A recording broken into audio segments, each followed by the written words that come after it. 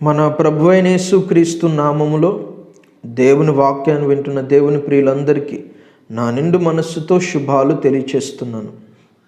బైబిల్లో నుంచి ఒక వాక్యం చదువుకొని వాక్య ధ్యానమును ప్రారంభించుకుందాం. యోహాను సువార్త 14వ అధ్యాయం 16వ వాక్యాన్ని చదువుకుంటే అక్కడ యేసు ప్రభు తన శిష్యులతోటి ఈ విధంగా మాట్లాడతాడు. నేను తండ్రిని వేడుకుంటాను, మీ యొద్ద ఎల్లప్పుడూ నుండుటకై ఆయన వేరొక ఆదరణకర్తను మీ కొరకు పంపిస్తాడు అని చెప్పాడు.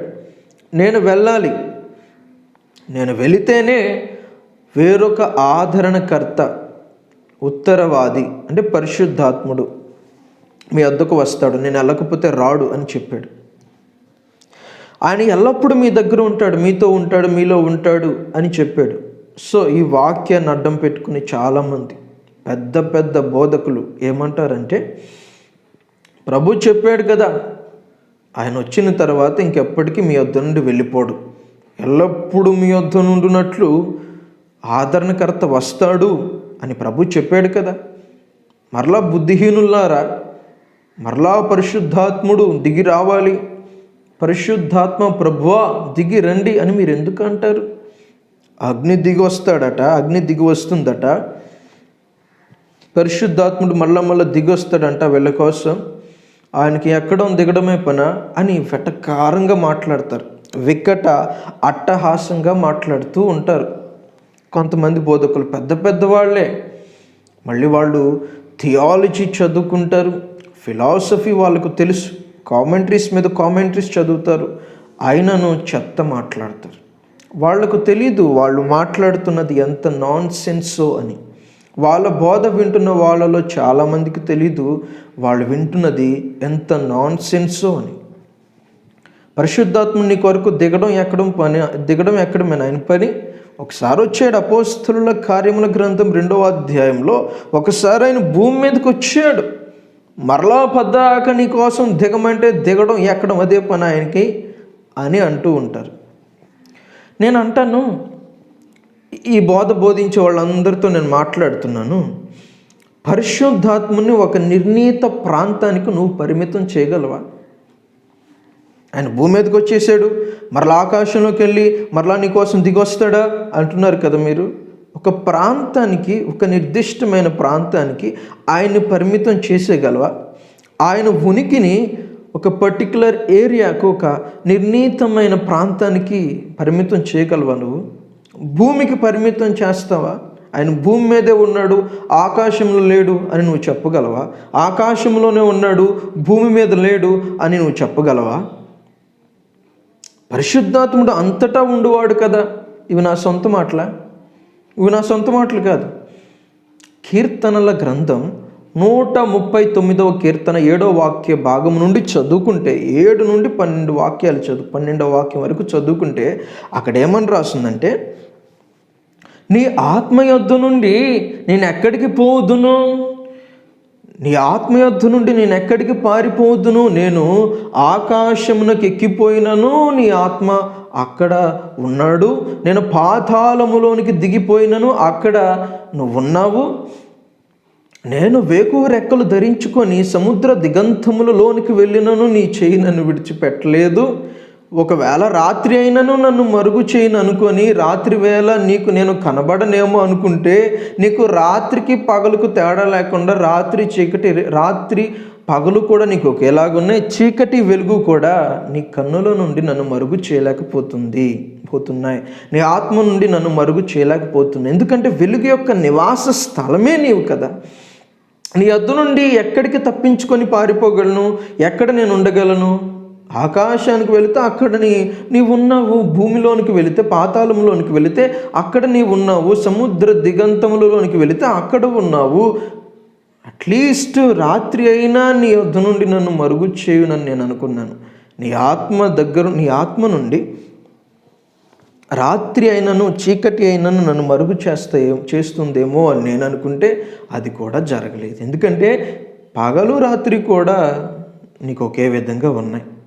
నేనేమంటానంటే, దేవుని ఆత్మను ఒక నిర్ణీత ప్రాంతానికి నువ్వు పరిమితం చేయలేవు కదా, అంతటా ఉండేవాడు. ఆయన భూమి మీదకి వచ్చేసాడు, మరలా ఆకాశంలో లేడు, పరలోకంలో లేడు నువ్వు చెప్పలేవు కదా. ఒక అతను ఈ విధంగానే బోధిస్తున్నాడు. కొంతమంది బుద్ధిహీనులు ఉంటారు, దిగొస్తాడంట పరిశుద్ధాత్ముడు, ఆయనకు అదే పని ఏంటి, ఎక్కడం దిగడమును. అపోస్తలుల కార్యముల గ్రంథం 2వ అధ్యాయంలో వచ్చేసాడు. యోహాను సువార్త 14:16 యేసు ప్రభు చెప్పాడు, ఆయన ఒకసారి వస్తే ఎల్లప్పుడు మీ దగ్గరే ఉంటాడని. ఇంకా చాలామంది అంటారు బుద్ధిహీనులు, దిగిరా ప్రభు అంటారు పరిశుద్ధాత్ముని, దిగొస్తాడు అంటారు. కొంతమంది పరిశుద్ధాత్ముని దింపుతామంటారు. ఆయనకు అదే పని ఏంటి, ఎక్కడం దిగడం అని వెటకారంగా మాట్లాడుతున్నాడు. నేను అతన్ని అడిగాను, ఎందుకంటే నేను బైబిల్లో చదువుకున్నప్పుడు అపోస్తలుల కార్యముల గ్రంథం 8వ అధ్యాయం 16వ వాక్యంలో ఏమని ఉంటుందంటే, సమరయ ప్రజల దగ్గరికి గారడి సీమోన్ అని ఒక వ్యక్తి వచ్చి మోసపుచ్చుచున్నాడు. ఆ ప్రజలందరూ కూడాను దేవుని యొక్క మహాశక్తి ఇతడేనేమో అనుకుంటూ ఉన్నారు, భ్రమలో ఉన్నారు. ఆ సందర్భంలో ఫిలిప్పు వచ్చి వాళ్ళకు దేవుని వాక్యం బోధించినప్పుడు వాళ్ళు ప్రభువైన యేసు నామమున బాప్తిస్మం పొందారు. ఆ తర్వాత అక్కడ రాయబడిన మాట ఏంటంటే, అపోస్తలుల కార్యములు 8వ అధ్యాయం 16వ వాక్యములో వాళ్ళ మీద అంతకుముందు ఎవరి మీదను, అక్కడున్న వాళ్ళలో ఎవరి మీదను పరిశుద్ధాత్ముడు దిగి ఉండలేదు అని రాయబడింది.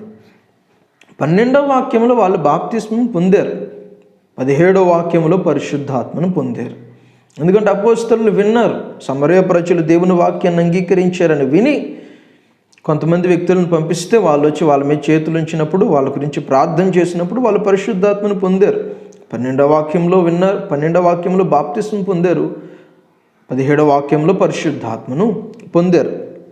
ఇంకా నేను బైబిల్లో చదువుకుంటూ వెళ్ళినప్పుడు అపోస్తలుల కార్యముల గ్రంథము 10వ అధ్యాయం 44వ వాక్యంలో పేతురు కొర్నేలి అనే ఒక వ్యక్తి ఇంటికి వెళ్ళి వాక్యాన్ని బోధిస్తూ ఉంటే అతని ఇంటనున్న వాళ్ళందరి మీదకి, పేతురు వాక్యం వింటున్న వాళ్ళందరి మీదకి, కొర్నేలి ఇంట జొచ్చి పేతురు వాక్యం వింటున్న వాళ్ళందరి మీదకి పరిశుద్ధాత్ముడు దిగెను అనుంది. అపోస్తలుల కార్యముల గ్రంథం 10:44 ఈ మాట మనం చూస్తాం. నేను అడిగాను, బ్రదర్ మరి ఇక్కడ ఇలా ఉంది కదా, ఎక్కడి నుంచి దిగాడు పరిశుద్ధాత్ముడు, దిగెను అనుంది కదా, ఎక్కడి నుంచి దిగాడు అని అడిగితే అతను అన్నాడు, లేదు ఒకసారి వచ్చేసాడు కదా పరిశుద్ధాత్ముడు, దిగనంటే ఎక్కడి నుంచో దిగాడు అన్నాడు. ఎక్కడి నుంచో దిగాడు, ఎక్కడి నుంచి దిగుతాడు, యేసుప్రభు చెప్పాడు కదా ఎల్లప్పుడూ మీ దగ్గరే ఉంటాడు వెళ్ళడని, మరి ఇంకా పైకి వెళ్ళి ఎక్కడ దిగాడు, అక్కడి నుంచే దిగాడు అన్నాడు. ఎక్కడి నుంచి దిగాడు, వాళ్ళింటి పైకప్పు మీద నుంచి దిగాడేమో, కొండ మీద నుంచి దిగాడేమో, చెట్టు మీద నుంచి దిగాడేమో చెక్కయిలాగా. అతను ఎంత బుద్ధిహీనమైన సమాధానం ఇచ్చాడంటే, పరిశుద్ధాత్ముడు వచ్చేసాడు భూమి మీదకి, ఇక్కడే ఉన్నాడు భూమి మీద అనడం కంటే పెద్ద బుద్ధిహీనమైనటువంటి సమాధానం ఇంకోటి ఎక్కడుందండి? పరిశుద్ధాత్ముని భూలోకానికి పరిమితం చేయగలవా నువ్వు? భూలోకానికి పరిమితం చేసేస్తావా?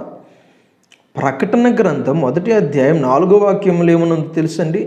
యోహాను ఒక సంఘానికి లేఖ రాస్తూ సార్దీస్ అనే సంఘానికి శుభమని చెబుతూ ఏమంటాడంటే, సింహాసనం ఎదుటనున్న 7 ఆత్మల నుండి అని చెప్పడం మనం చూస్తాం. దేవుని నుండి ఆయన సింహాసనం ఎదుటనున్న 7 ఆత్మల నుండి మీకు సమాధానము కలుగునుగాక అని చెబుతాడు.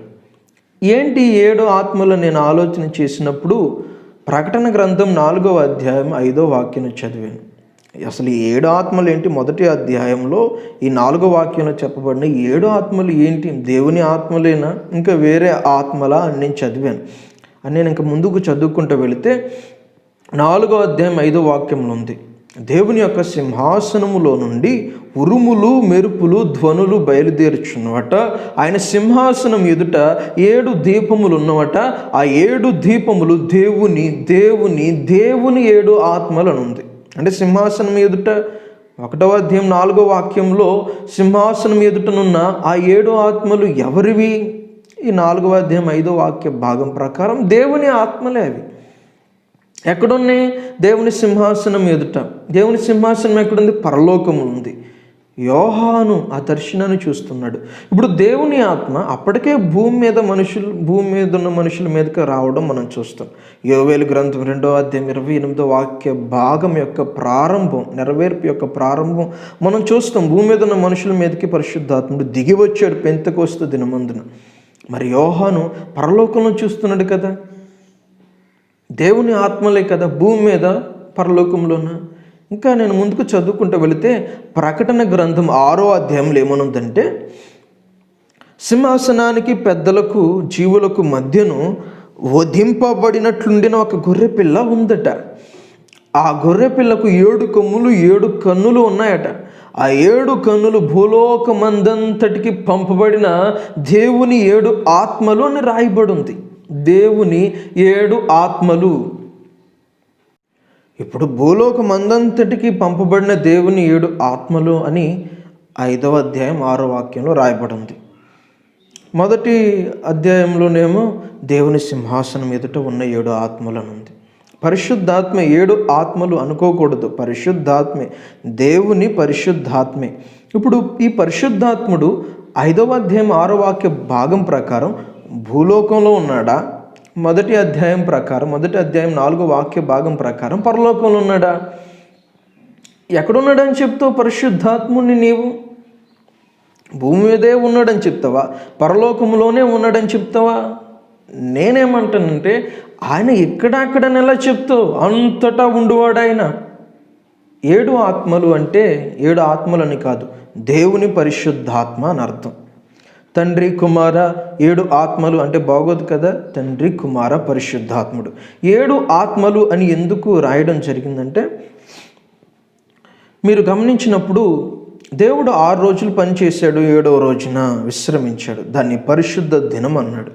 అందుకని పరిశుద్ధ బైబిల్ గ్రంథంలో 7 అనే సంఖ్య పరిశుద్ధతకు సూచనగా చెప్పబడుతుంది, పరిశుద్ధతకు సాదృశ్యంగా చెప్పబడుతుంది. అందుకని 7ని ఏమంటారంటే పరిశుద్ధ సంఖ్య, హోలీ నంబర్ అని చెబుతూ ఉంటారు బైబిల్లో.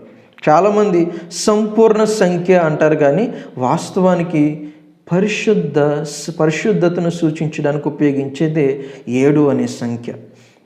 ఎందుకంటే దేవుడు 7వ రోజు ఏ పని చేయలేదు, విశ్రమించాడు, పరిశుద్ధపరిచాడు. మీరు కూడా ఆ దినమును పరిశుద్ధముగా ఆచరించాలి అని ఇశ్రాయేలు ప్రజలతోటి చెప్పడం మనం బైబిల్లో చూస్తాం. కాబట్టి 7 అనేది పరిశుద్ధతకు సూచన. అందుచేత 7 ఆత్మలు అంటే 7 అనేది పరిశుద్ధతకు సూచన అయినప్పుడు 7 అంటే పరిశుద్ధమైన ఆత్మ అని అర్థం. 7 ఆత్మలు అంటే పరిశుద్ధమైన ఆత్మ అని మనం అర్థం చేసుకోవాలి. 7 అనే సంఖ్యను బైబిల్లో పవిత్రతను, పరిశుద్ధతను సూచించడానికి వాడడం మనకు తెలుసు, మనం చదువుకుంటాం. కీర్తనల గ్రంథం 12వ అధ్యాయం 6వ వాక్య భాగంలో ఇలా రాసి ఉంటుంది, యెహోవా మాటలు పవిత్రములు, అవి మట్టి మూసలో 7 మారులు కరగి ఊదిన వెండి అంత పవిత్రములు అని రాయబడి ఉంటుంది. పవిత్రతను సూచించడానికి 7 అనే సంఖ్యను వాడడం మనకు తెలుసు. నోవహు ఓడను కట్టినప్పుడు ఆదికాండం 7వ అధ్యాయంలో మొదటి నుంచి ఒక 3 వాక్యాలు చదువుకుంటే అక్కడ ఏమంటాడంటే, ఈ తరము వారిలో నీవే నా దృష్టిలో కృప పొందావు కాబట్టి నువ్వు నీ కుటుంబం కూడా రక్షించబడండి, ఆ ఓడలోనికి ప్రవేశించండి.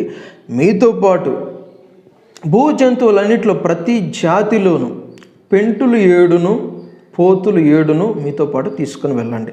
అలాగే ఆకాశ పక్షులు ప్రతి జాతిలో ఆడపక్షులు 7 మగ పక్షులు 7 తీసుకుని వెళ్ళండి.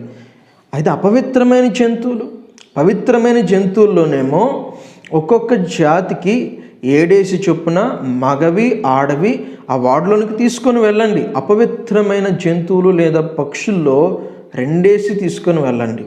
ఆడవి 2, మగవి 2, పోతులు 2, పెంటులు 2. అంటే జంతువుల్లో పవిత్రమైన జంతువులు అయితే ప్రతి జాతికి కూడా పోతులు 7 తీసుకొని వెళ్ళండి, అంటే మగవి అని అర్థం. అలాగే పెంటులు 7 తీసుకొని వెళ్ళండి ప్రతి జాతిలో పవిత్రమైనవైతే. అపవిత్రమైనవైతే 2 తీసుకొని వెళ్ళండి అని చెప్పాడు. పవిత్రత అనేది 7 అనే సంఖ్యతోటి పవిత్రతను సూచిస్తూ ఉండేవాళ్ళు బైబిల్లో. 2 అనే సంఖ్య అపవిత్రతకు వాడబడింది.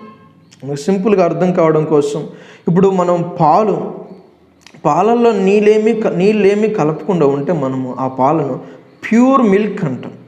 అంటే రెండు కలవలేదు, ఒకటే ఉంటుంది. ఏదైనా ఒకటే ఉంటే పరిశుద్ధత అనడం మనకు తెలుసు. అట్లాగే బంగారం విషయంలో ప్యూర్ గోల్డ్ అంటూ ఉంటాం.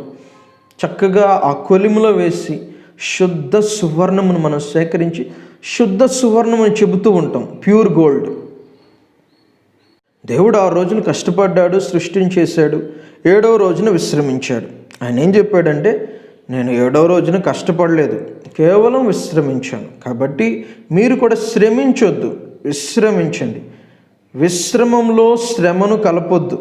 6 రోజులు కష్టపడండి, 6వ రోజున మిమ్మల్ని చేశాను, 6 రోజులు మీవే, 7వ దినం మాత్రం నాది. ఆ రోజున నేను విశ్రమించాను. 6 రోజులు మీకోసం మిమ్మల్ని చేయడం కోసం, మీరు భూమి మీద బ్రతకడానికి మీకు ఏమేం కావాలో అవన్నీ సిద్ధపరచడం కోసం నేను 6 రోజులు మీ కొరకు నేను కష్టపడ్డాను. ఒక్కరోజు మీరు నా కోసం విశ్రమించండి, నాకు కేటాయించండి. విశ్రమంలో శ్రమను కలపొద్దు, విశ్రాంతిలో శ్రమను మీరు కలపొద్దు. విశ్రాంతిలో శ్రమ కలిస్తే రెండు ఒక చోట, రెండు ఒక దినం ఉంటే అది అపవిత్రమవుతుంది. అందుకని రెండును అపవిత్రతను సూచించడానికి బైబిల్లో ఉపయోగించడం మనం చూస్తాం. 7 అనే సంఖ్య పరిశుద్ధతను సూచించడానికి ఉపయోగిస్తారు అని చెప్పడానికి మాత్రమే ఈ మాటలన్నీ నేను మీతో చెబుతున్నాను. అట్లాగే రాజుల 2వ గ్రంథం 5వ అధ్యాయం 10వ వాక్య భాగాన్ని చదువుకుంటే, ఇక్కడ దైవజనుడైన ఎలీషా, ప్రవక్త అయిన ఎలీషా, అతని దగ్గరికి నయమాను అనే ఒక కుష్ఠరోగి వస్తాడు. అతనితో ఏమంటాడంటే, బాబు నువ్వు యోర్దాను నదిలోనికి వెళ్ళి ఒక 7 మార్లు మునిగావంటే నువ్వు శుద్ధుడు అయిపోతావు అని చెప్పాడు. శుద్ధుడు అయిపోతావు అని చెప్పాడు. 7 అనే సంఖ్యను శుద్ధతకు, పరిశుద్ధతకు బైబిల్ ఉపయోగించడం మనం చదువుకుంటాం, మనకు తెలుసు. అలాగే నయమాను 7 సార్లు ఆ యోర్దాను నదిలో అలా మునిగి లేస్తే శుద్ధుడవుతాడు. తనకున్న కుష్ఠరోగం పోయి పసిపిల్లవాని దేహం వలె అతని దేహం మారిపోతుంది. అట్లాగే సంఖ్యాకాండం 12వ అధ్యాయంలో మోషేకు వ్యతిరేకంగా మిరియాము అలాగే అహరోను లేస్తే దేవుని యొక్క కోపం మిరియాము మీదకి రాగా మిరియాము కుష్ఠము గలదాయను. హిమమంత ధవళమైనటువంటి ఆ కుష్ఠ రోగము తనకు రాగా అప్పుడు దేవుడు చెప్తాడు, ఒక సొల్యూషన్ చెప్తాడు. అహరోను వేడుకుంటాడు, మోషేని ప్రార్థన చేయమని వేడుకుంటే మోషే ప్రార్థన చేస్తే దేవుడు ఒక సొల్యూషన్ చెప్తాడు. ఒక 7 రోజులు పాలెమునకు వెలుపట ఉండమను, తర్వాత పరిశుద్ధురాలు అయిపోతుంది, తర్వాత లోపలికి రావచ్చు అని చెబుతాడు. అట్లాగే మనం లేవ్యాకాండం 13వ అధ్యాయం చదువుకుంటే, కుష్ఠరోగి కనుక ఎవడైనా ఉంటే వాడు యాజకుడి దగ్గరికి రావాలి. ఆ యాజకుడు 7 దినములు అతన్ని కడగా ఉంచిన తర్వాత అతడు పవిత్రపరచబడతాడని ప్రభు మోషేకు సెలవిస్తాడు. ఇట్లా 7 అనే సంఖ్య బైబిల్లో పరిశుద్ధతకు సూచనగా లేదంటే సాదృశ్యంగా వాడబడిందనమాట. ఇప్పుడు నేను ఈ మాటలను ఎందుకు చెప్పానంటే, 7 ఆత్మలు, దేవుని 7 ఆత్మలు అంటే అర్థం ఏంటంటే 7 ఆత్మలని కాదు, పరిశుద్ధమైన ఆత్మ, పరిశుద్ధాత్మ అని చెప్పడం కోసం 7 ఆత్మలని ఆ విధంగా అలంకారప్రాయంగా రాయడం జరిగింది అని చెప్పడానికి ఈ విషయాలు మీతో నేను చెప్పాను. 7 ఆత్మలంటే 7 ఆత్మలు కాదు, పరిశుద్ధాత్మ అని మీకు ఒక స్పష్టత ఇప్పటి వరకు ఇచ్చాను నేను.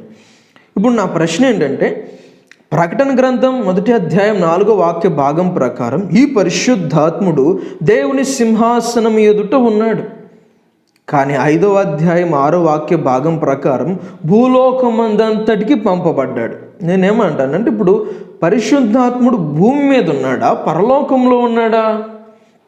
బోధకులు మీరు చెప్తారు కదా, బోధిస్తారు కదా, ఆయనకి ఎక్కడం దిగడమే పనేటి, మీకోసం ఎక్కుతూ ఉంటాడు ఏంటని మీరు వెటకారంగా మాట్లాడుతూ ఉంటారు కదా. ఆయన భూమి మీదే ఉండిపోయాడని మీరు చెప్తూ ఉంటారు కదా, భూమి మీదకి వచ్చేసాడు మళ్ళీ వెళ్ళాడు అని చెప్తుంటారు కదా. ఇప్పుడు నేను అడిగే ప్రశ్న ఏంటంటే, ఆయన భూమి మీద ఉన్నాడా, పరలోకంలో ఉన్నాడా? వాక్యం సెలవిస్తుంది కదా, ఆయన ఎక్కడైనా ఉంటాడు. ఆకాశానికి వెళ్తే అక్కడ ఉంటాడు, పాతాళంలోకి వెళ్తే అక్కడ ఉంటాడు. ఆయన భూమి మీద ఉంటాడు, పరలోకంలో కూడా ఉంటాడు. మీరు చెప్పే బోధ అలా ఉంటుంది. భూమి మీదకే స్పెషల్గా అపోస్తల కార్యములు 2వ అధ్యాయంలోనే వచ్చాడేంటి? ఆదికాండం 1వ అధ్యాయం 2వ వాక్యంలో జలముల పైన దేవుని ఆత్మ అల్లాడుచుండెనని రాయబడలేదా? పాత నిబంధన భక్తుల మీదకి రాలేదా భూమి మీదకి ఇది వరకు? భూలోకానికి వచ్చాడు, కాదనట్లేదు. అసలు యేసుప్రభు చెప్పిన వాక్యాన్ని సరిగ్గా అర్థం చేసుకోవడానికి ప్రయత్నం చేయండి మీరు. దిగడం అంటే ఎక్కడి నుంచి దిగుతాడు, అక్కడి నుంచి దిగేసాడని చెప్పాడు ఒక ఆయన. ఏంటి ఈ అపోస్తుల కార్యముల గ్రంథం 10వ అధ్యాయం 44 వాక్యములు ఇలాగా పరిశుద్ధాత్ముడు కొర్నేలి ఇంటనున్న వాళ్ళందరి మీదకి దిగాడని ఉంది కదండి. ఎక్కడి నుంచి దిగాడండి? మీరేమో అసలు దిగడం ఎక్కడం లేదు, ఇక్కడ వచ్చేసాడు కదా అని చెప్తున్నారు మీరు. ఎక్కడి నుంచి దిగాడని అడిగితే అదిగో అక్కడి నుంచి దిగేసాడు, అక్కడి నుంచి దిగేసాడని చెప్పాడు ఆయన. యేసుప్రభు చెప్పాడు కదా ఎల్లప్పుడూ మీ దగ్గర ఉంటాడని. మళ్ళీ ఆయన పైకెక్కి క్రిందకి దిగడు అట్లా అన్నాడు ఆయన. నేను అంటాను, బైబిల్లో ఎక్కడము దిగడం అనే కాన్సెప్ట్ వస్తే, అసెండింగ్ డిసెండింగ్ అనే కాన్సెప్ట్ వస్తే, ఎక్కిపోతే ఆకాశానికి భూమి మీద నుండి ఎక్కిపోవాలి, దిగి వస్తే ఆకాశం నుండి భూమి మీదకి దిగి రావాలి. యాకోబు చూస్తున్న దర్శనములో ఆకాశానికి భూమికి మధ్య నిచ్చెన వేయబడడం, ఆ నిచ్చెన మీద దేవదూతలు ఎక్కుచూ దిగుచూ ఉండడం అతను చూస్తాడు. ఎక్కువ దేవదూతలు భూమి మీద నుండి ఆకాశమునకు ఎక్కిపోతుంటే, దిగువారు ఆకాశం నుండి భూమి మీదకి దిగి వస్తున్నారు. ఆదికాండం 11వ అధ్యాయం 7వ వాక్య భాగం ప్రకారము నరుల కుమారులు కట్టుచున్న గోపురమును చూడడానికి, ఆ గోపురమును చెడగొట్టడానికి, వారిలో ఒకరి భాష ఒకరికి అర్థం కాకుండా తారుమారు చేయడానికి దేవుడేమన్నాడు తెలుసా? మనము దిగిపోయి వారిలో ఒకరి భాష ఒకరికి అర్థం కాకుండా తారుమారు చేద్దాం, వారి పనిని ఆటంకం చేద్దామని చెప్పాడు. దిగిపోయి ఎక్కడి నుంచి? పరము నుండి. మనుషులు దిగొచ్చు, కొండ మీద నుంచి దిగొచ్చు. మోషే కొండ మీద నుంచి దిగాడు. కానీ ఒక మనిషి దైవికంగా కొనిపోబడాలంటే భూమి మీద నుండి ఆకాశం మీద కొనిపోబడాలి. ఒక మనిషి దైవికంగా దిగి రావాలంటే ఆకాశం నుండి భూమి మీదకి దిగి రావాలి. దైవమే దిగి రావాలంటే ఆకాశం నుండి కిందికి దిగి రావాలి. ఎక్కిపోవాలన్నా కింద నుండి ఆకాశంలోకి ఎక్కిపోవాలి. మనోహ దంపతులకు ప్రత్యక్షమైన ప్రభు అగ్నిలో నుండి ఆకాశంలోకి ఎత్తించాను. ఆకాశమునకు వెళ్ళిపోయాడు, ఆరోహణమయ్యాడు. ఒలీవలం అనే కొండ మీద నుండి యేసు ప్రభు ఆకాశమునకు వెళ్ళిపోయాడు. ఎక్కి వెళ్ళాలంటే భూమి మీద నుండి ఆకాశమునకు వెళ్ళాలి. ఆకాశం నుండి అగ్ని దిగి 50 మందిని దహించాను. ఏలియాను తీసుకురమ్మని ఒక రాజు ఒక 50 మందిని పంపిస్తే వాడు గీరగా మాట్లాడాడు. దైవజనుడితో ఎలా మాట్లాడాలో తెలియకుండా వాడు హాని చేస్తాడనే విషయం దేవునికి తెలిసి ఏలియాను వెళ్ళొద్దంటాడు. నేనే దైవజనుడినైతే ఆకాశం నుండి అగ్ని వచ్చి నిన్ను దహించి వేనుగాక అంటాడు. అట్లాగే అగ్ని 2 సార్లు వచ్చి 50 మందిని అలా దహించి వేస్తుంది. ఆకాశం నుండి దిగుతూ ఉండేది అగ్ని. దిగాలంటే ఆకాశం నుండి దిగాలి. భూమి మీద నుండి పరిశుద్ధాత్ముడు భూమి మీదకి ఎట్లా దిగుతాడు? నా ప్రశ్న ఏంటంటే, అక్కడి నుంచే దిగేసాడని చెప్పాడు అతను. మీ ఇంటి మీద నుంచి దిగాడా? కొబ్బరి చెట్టు మీద నుంచి దిగాడా? కొండ మీద నుంచి దిగాడా? ఎక్కడి నుంచి దిగాడు? అక్కడి నుంచి భూమి మీద నుండి భూమి మీదకి దిగుతాడు అసలు దేవుడు? పరిశుద్ధాత్ముడు దైవము కదా. నేనేమంటానంటే, ఎవరెవరి మీద దిగి ఉండలేదో వాళ్ళందరి మీద దిగాలి పరిశుద్ధాత్ముడు. ఎక్కడి నుండి అనుగ్రహింపబడాలి? పరలోకము నుండి అనుగ్రహింపబడాలి. ఇప్పుడు నేను అసలు విషయానికి వస్తాను, వినండి. ఎల్లప్పుడూ మీ యొద్ద ఉండడము అంటే అర్థం ఏంటో చెబుతాను, వినండి. ప్రభు చెప్పే మాటలు జాగ్రత్తగా గమనించాలి. ప్రభు ఏమన్నారు? మీ యొద్ద ఉన్నట్లు అంటే ఎప్పుడు మీ వద్ద ఉండే విధంగా ఒక ఆదరణకర్తను తండ్రి పంపిస్తాడు మీ దగ్గరికి. నేను వేడుకుంటాను, నేను వెళితే ఆయన వస్తాడు. ఎల్లప్పుడూ ఉండే విధంగా. ఈ మాటను అర్థం చేసుకోవాలి. ఎల్లప్పుడూ నుండినట్లంటే భూమి మీదకి వచ్చి ఇల్లు కట్టుకొని అక్కడ బ్రతుకుతాడని కాదు. పరిశుద్ధాత్ముడు అక్కడ నివసిస్తాడని కాదు. భూమి మీదకి వచ్చి అతుకుపోతాడని కాదు. పాత నిబంధన గ్రంథంలో పాత నిబంధన భక్తుల్లోనికి పరిశుద్ధాత్ముడు వచ్చేవాడు. కానీ వాళ్ళు ఏదైనా పాపం చేస్తే వెళ్ళిపోయేవాడు, వాళ్ళలో ఉండేవాడు కాదు. చెప్తున్నాను వినండి, ఎల్లప్పుడూ మీలో నుండునట్లు అంటే అర్థం ఏంటంటే, పాత నిబంధన భక్తుల మీదకి పరిశుద్ధాత్ముడు వచ్చేవాడు, కానీ వాళ్ళు ఏదైనా పాపం చేస్తే వెళ్ళిపోయేవాడు. సౌలు మంచి ఉదాహరణ. సమూయేలు మొదటి గ్రంథము 16వ అధ్యాయం 14వ వాక్యాన్ని చదువుకుంటే, యెహోవా ఆత్మ సౌలు యుద్ధ నుండి వెళ్ళిపోగా యెహోవా దగ్గర నుండి ఒక దురాత్మ అతని మీదకి వచ్చాను. ఆ తర్వాత మనకు తెలుసు, దావీదును ఏదో విధంగా కనుక్కుంటారు. చమత్కారముగా సితారా వాయించి దావీదు సౌలు మీదకు దురాత్మ వచ్చుచున్నప్పుడల్లా ఆ దురాత్మను వెళ్ళగొడుతూ ఉండేవాడు. వెళ్ళిపోయేవాడు. పరిశుద్ధాత్ముడు ఏదైనా పాపం చేసినట్లయితే వెళ్ళిపోయేవాడు. ఆ మాట మనకు తెలుసు. దావీదు కూడా 51వ కీర్తన 11వ వాక్య భాగంలో ఏమంటాడంటే, నీ పరిశుద్ధాత్మను నా యొద్ద నుండి తీసివేయొద్దు అన్నాడు. ఎందుకన్నాడంటే దావీదు చాలా దగ్గరుని చూశాడు, అనుభవం ఉంది. సౌలు మీద నుండి దేవుని ఆత్మ వెళ్ళిపోతే సౌలుకు పట్టిన గతేంటో దావీదు కళ్ళారా చూడటమే కాదు, ఆ సౌలుకు పట్టిన దురాత్మను వదిలించవలసి వచ్చింది. యెహోవా యొద్ద నుండి దురాత్మ రావడము, సౌలు పిచ్చి పిచ్చిగా బిహేవ్ చేయడము, దావీదు సౌలుకు పట్టిన దురాత్మను వదిలించడము చూశాడు. సౌలు యొక్క గతి ఎంత దారుణంగా మారిపోయిందో దావీదు చూశాడు. కాబట్టి బాబాయ్, ఇంత బతికి మరలా నేను కూడా సౌలులాగా దురాత్మ చేత నింపబడ్డం ఎందుకు?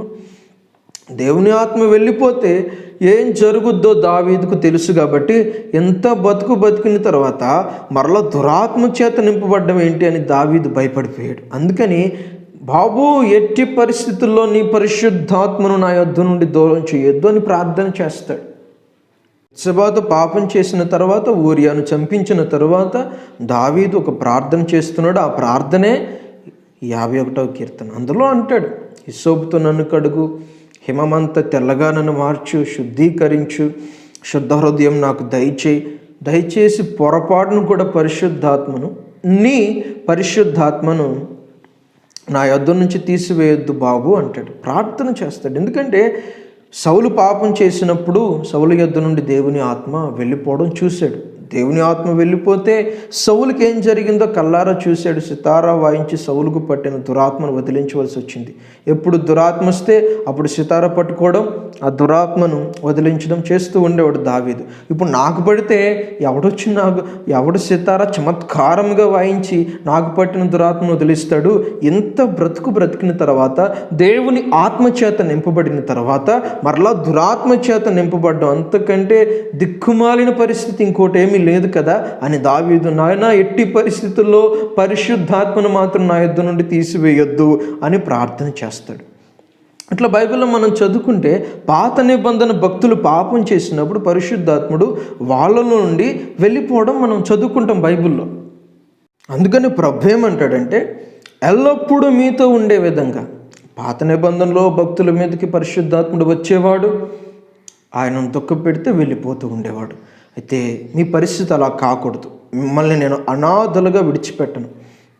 తండ్రిని వేడుకుంటాను. ఏమని వేడుకుంటాను? తండ్రి, వీళ్ళ మీదకి పరిశుద్ధాత్ముడు వచ్చి వెళ్ళిపోవడం కాదు, వీళ్ళు బలహీనులు, ఏదో ఒక తప్పు చేస్తారు, నేను వీళ్ళతో ఉండను, ఏదో ఒక పొరపాటు చేస్తారు, అయినా సరే వీళ్ళలోనే నిత్యము ఉండే విధంగా, టెంపరీగా కాదు, తాత్కాలికంగా కాదు, శాశ్వతంగా భూమి మీద వీళ్ళు నివసించుచున్నంత కాలము కూడా పరిశుద్ధాత్మను వీళ్ళకు అనుగ్రహించు అని నేను వేడుకుంటాను, మిమ్మల్ని అనాథలుగా విడిచిపెట్టను అని చెప్పడం యేసయ్య మాటల్లో ఉన్న ఉద్దేశం. క్రొత్త నిబంధనలో పరిశుద్ధాత్ముడు ఎవరి మీదకైనా వస్తే మరలా వెళ్ళిపోవడం లేదు. ఎవరి మీదకైనా వస్తే మళ్ళీ వెళ్ళిపోడు, ఎవరిలోనికైనా వస్తే వెళ్ళిపోడు, వాళ్ళలోనే ఉంటాడు. ఎప్పటి వరకు ఉంటాడు అంటే, ఎఫెసీయులకు రాసిన పత్రిక 4వ అధ్యాయం 30వ వాక్య భాగం ప్రకారము, ఆత్మను దుఃఖపెట్టకుడి, విమోచన దినము వరకు మీరు ముద్రింపబడి ఉన్నారు, పరిశుద్ధాత్మ యందు విమోచన దినము వరకు మీరు ముద్రింపబడి ఉన్నారు అని పౌలు గారు సెలవిస్తారు. ఎప్పటి వరకు? విమోచన దినము వరకు. ధర్మ విరోధిని పరిశుద్ధాత్ముడు అడ్డగించుచున్నాడు. పరిశుద్ధాత్ముడు తీసివేయబడు దినము ఒకటి వస్తుంది, అదే విమోచన దినము. ఆ దినము వరకు మీరు ఆత్మయందు ముద్రింపబడి ఉన్నారు. ఆత్మను పోగొట్టుకున్న తర్వాత మరలా ఆత్మను పోగొట్టుకోవడం, పరిశుద్ధాత్ముడు ఒక వ్యక్తిలోనికి వచ్చి మరలా వెళ్ళిపోవడం, అలాంటివి జరగవు. అయితే బైబిల్లో దైవజనుడు అంటాడు, ఆత్మను ఆర్పకుడి అంటాడు. పరిశుద్ధాత్మ తీవ్రత తగ్గిపోవచ్చు నీలో, పరిశుద్ధాత్మ తీవ్రత తగ్గిపోవచ్చు, ఆ ఇంటెన్సిటీ ఆ సున్నితత్వం నీలో తగ్గిపోవచ్చు. హెజ్కేలు గ్రంథం 47వ అధ్యాయం ప్రకారం కొంతమంది అనుభవం చీల మండల వరకు, కొంతమంది అనుభవం మోకాల వరకు, కొంతమంది యొక్క అనుభవం నడుము వరకు, కొంతమంది యొక్క అనుభవం వాళ్ళు ఇక మునిగిపోయి ఈత కొట్టవలసిన పరిస్థితి. అట్లాగా ఒక్కొక్కరి అనుభవం ఒక్కో విధంగా ఉంటుంది. ఆత్మను దుఃఖపెట్టువారు, ఆత్మను ఆర్పేసే వాళ్ళ పరిస్థితి అంత సున్నితంగా వాళ్ళు రెస్పాండ్ అవ్వరు. వాళ్ళ ఆత్మను దుఃఖపెట్టినందుచేత వాళ్ళలో ఉన్న ఆత్మ తీవ్రత తగ్గిపోతుంది, కానీ వాళ్ళలో నుంచి పరిశుద్ధాత్ముడు తీసివేయబడ్డాడు. మరలా వారు పశ్చాత్తాపడితే వారిలోనే ఉండే అవకాశాలు ఉన్నాయి. కాబట్టి విమోచన దినము వరకు పరిశుద్ధాత్మ యందు ముద్రింపబడుతారు కొత్త నిబంధన భక్తులు. పాత నిబంధనలో మనం చదువుకున్నప్పుడు అందరి మీదకి పరిశుద్ధాత్ముడు వచ్చేవాడు కాదు. రాజుల మీదకి వచ్చేవాడు, రాజు పని చేయాలి కాబట్టి వారిని పరిశుద్ధాత్మ చేత అభిషేకించేవాడు. న్యాయాధిపతుల మీదకి వచ్చేవాడు, ప్రవక్తల మీదకి వచ్చేవాడు. ఇంకా కొంతమందిని బైబిల్లో దేవుడు అభిషేకించాడు ప్రత్యేకమైన పని కొరకు. అందరి మీదకి పరిశుద్ధాత్ముడు వచ్చేవాడు కాదు, కొంతమంది వ్యక్తుల మీదకి వచ్చేవాడు. గొప్ప స్థితిలో పెట్టి ఎవరినైతే వాడుకోవాలని ఆయన ఇష్టపడ్డాడో వాళ్ళ మీదకి ఆయన వస్తూ ఉండేవాడు. ఉదాహరణకి బైబిల్లో నుండి బెసలేలు, అహోలియాబు వీళ్ళని కనుక మనం చూసినట్లయితే, బెసలేలు బంగారంతోను వెండితోను పని చేయడానికి దేవుడు ప్రత్యక్షపు గుడారం యొక్క నిర్మాణంలో ఒక భాగాన్ని, ఒక పనిలో ఒక భాగాన్ని ఆ బెసలేలు అనే వ్యక్తికి ఇచ్చి అతన్ని ఆత్మపూర్ణునిగా నేను చేస్తున్నాను అని చెప్పాడు. శాంసన్కి దేవుని ఆత్మను ప్రభు అనుగ్రహించాడు. ఇట్లా బైబిల్లో చాలా ప్రత్యేకమైన పని కొరకు పరిశుద్ధాత్మ చేత అభిషేకించడం మనం చూస్తాం. అయితే క్రొత్త నిబంధన జనులతో ప్రభు చేసిన నిబంధన వాగ్దానం అలాంటివి కాదు. యోవేలు ప్రవచన గ్రంథం 2వ అధ్యాయం 28వ వాక్య భాగం ప్రకారం, అంత్య దినముల యందు సర్వజనుల మీద నా ఆత్మను కుమ్మరించెదను, మీ కుమారులు మీ కుమార్తెలు ప్రవచించెదరు, మీ వృద్ధులు కలలు కంతురు. ఆ దినములలో పనివారి మీదను పనికెత్తెల మీదను నా ఆత్మను నేను కుమ్మరిస్తాను. దాసుడని యజమానుడని భేదం లేదు, ప్రతి ఒక్కరి మీద నా ఆత్మను నేను కుమ్మరిస్తాను అని ప్రభు సెలవిచ్చాడు. ఇదే మాటను పేతురు కూడా చెబుతాడు. అంత్య దినముల యందు మనుష్యులందరి మీద, పాత నిబంధనలు అందరి మీద దేవుని ఆత్మ కుమ్మరించబడలేదు, కొంతమంది వ్యక్తుల మీద మాత్రమే కుమ్మరించబడ్డాడు. కొంతమంది వ్యక్తుల్లోనికి ఆయన వచ్చాడు. అయితే క్రొత్త నిబంధనలో ప్రతి ఒక్కరి మీదకి దాసుడని యజమానుడని భేదం లేదు, యూదుడని గ్రీసు దేశస్థుడని భేదం లేదు, అన్ని జనుడని దేవుని బిడ్డలని భేదం లేదు. ప్రతి ఒక్కరి మీదకి కూడా పరిశుద్ధాత్ముడు వస్తాడు. అది నిరూపితమైంది కూడాను. ఇది క్రొత్త నిబంధనలో పరిశుద్ధాత్మని యొక్క పరిచర్యకు, పాత నిబంధనలో పరిశుద్ధాత్మని యొక్క పరిచర్యకు భేదం. ఆ దినముల్లో కొందరు వ్యక్తుల మీదకి వచ్చేవాడు, అది కూడా శాశ్వతంగా కాదు, వారు ఏదైనా తప్పు చేస్తూ వెళ్ళిపోయేవాడు. ఈ దినముల్లో అలా కాదు, అందరి మీదకి వస్తాడు, శాశ్వతంగా ఉంటాడు, విమోచన దినము వరకు ఉంటాడు. ఏదైనా పాపం చేస్తే, తప్పిదం చేస్తే లోపల నుండి కుమిలిపోతాడు. అందుకే బైబిల్లో ఆత్మను ఆర్పకుడి అని ఉంది. ఇంటెన్సిటీ తీవ్రత తగ్గిపోవచ్చు, కానీ పరిశుద్ధాత్మను వెళ్ళిపోవడం జరగదు. ఈ వాక్యం యొక్క సారాంశము, భావము ఇది. చాలామంది ఎలా బోధిస్తున్నారు, చాలా తప్పుగా బోధిస్తున్నాడు. ఎల్లప్పుడూ ఉంటాడని చెప్పాడు కదా, మరలా వెళ్ళిపోవడం రావడం ఏంటంటారు. ఇప్పుడు నేను ఒక ప్రశ్న అడుగుతాను. అంతరిక్షంలోకి పరిశుద్ధాత్మను పొందిన ఒక వ్యక్తి వెళ్ళాడు. పరిశుద్ధాత్మను ఏమంటాడు, నేను రాను, నువ్వు వెళ్ళొచ్చి నేను భూమి మీదే ఉండాలి, నువ్వు భూమి మీదకి వచ్చినాక అప్పుడు మళ్ళీ నీలోకి వస్తానంటాడా? అన్నాడు కదా, వెళ్తాడు కదా. అతను ఎక్కడికి వెళ్తే అక్కడికి వెళ్తాడు. మరి భూమి మీదే ఉన్నాడని చెప్తున్నారు మీరు, మరి అతను అంతరిక్షంలోకి వెళ్తే అంతరిక్షంలోకి కూడా వెళ్తాడు కదా, అక్కడ కూడా ఉంటాడు కదా. చంద్రమండలం మీదకి వెళ్తే అక్కడ కూడా వెళ్తాడు కదా. విమానాల్లో ప్రయాణిస్తున్నారు చాలామంది దైవజనులు, విదేశాల నుండి మన దేశానికి, మన దేశం నుండి విదేశాలకు దైవజనులు మిషనరీలుగా వెళ్తున్నారు, సువార్తను ప్రకటిస్తున్నారు. వీళ్ళందరూ కూడాను పరిశుద్ధాత్మను పొందిన వాళ్ళు చాలామంది ఉంటారు కదా. వాళ్ళలోని పరిశుద్ధాత్ముడు, మీరు గాల్లోకి వెళ్తున్నారు, ఆకాశంలోనికి వెళ్తున్నారు, నేను మీతో రాను అన్నాడు కదండి. పరిశుద్ధాత్ముడు ఎక్కడైనా ఉంటాడు. పౌలు గారు చెప్పారు కొరింథీయులకు రాసిన పత్రికలో 2వ పత్రిక 12వ అధ్యాయం 2వ వాక్యంలో, 14 సంవత్సరాల క్రితం నేను ఒక వ్యక్తిని చూశాను, అతను 3వ ఆకాశానికి కొనిపోబడ్డాడు. ఎవరు కొనిపోవాలి? అతను ఆత్మతో కొనిపోబడ్డాడు, శరీరంతో కొనిపోబడ్డాడు, నాకు తెలియదు. కానీ వచ్చింపసఖ్యం కానీ భాషలు అక్కడ వింటున్నాడు 3వ ఆకాశంలో. ఎవరు కొనిపోతారు? పరిశుద్ధాత్ముడే కొనిపోవాలి. అపోస్తల కార్యములు 8వ అధ్యాయంలో ఫిలిప్పు నపుంసకుడికి బాప్తిస్మ ఇచ్చి గొట్టు మీద కూర్చుండగా పరిశుద్ధాత్ముడు ఫిలిప్పును కొనిపోయాడంట. అతడు అజోతులో కనపడ్డాడంట. అక్కడ మాయమే, అక్కడ కనపడ్డాడంట. ఎవరు కొనిపోయారు? పరిశుద్ధాత్ముడు కొనిపోయాడు. పౌలు గారు చెప్పే వ్యక్తి ఎవరి చేత కొనిపోబడాలి? పరిశుద్ధాత్ముడి ద్వారా కొనిపోబడాలి. 3వ ఆకాశానికి కొనిపోబడ్డాడంట. అక్కడ వచ్చింపసఖ్యం కానీ భాషలు వింటూ ఉన్నాడంట.